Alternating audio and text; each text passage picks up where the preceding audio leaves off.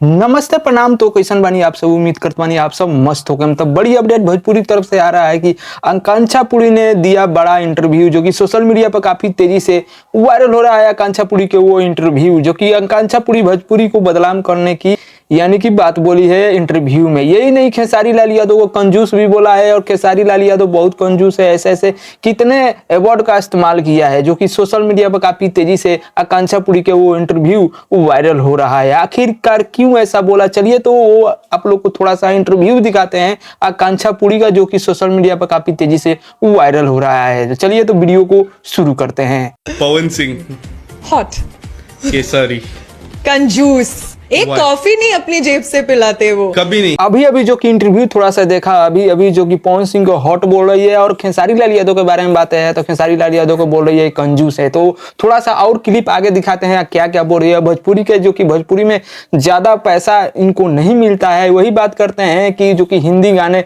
करने में जो कि ज्यादा पैसा मिलता है आकांक्षा पुरी के, जो कि इस इंटरव्यू में साफ साफ क्लियर कर दिया है आकांक्षा पुरी, जो कि खेसारी लाल यादव के भी बारे में बहुत कुछ बोला है। तो ये क्लिप थोड़ा सा ही आप लोग को दिखा सकते हैं। अगर पूरा फुल वीडियो दिखाता हूं तो आप लोग समझ सकते हैं वीडियो के नीचे क्लेम आ सकता है।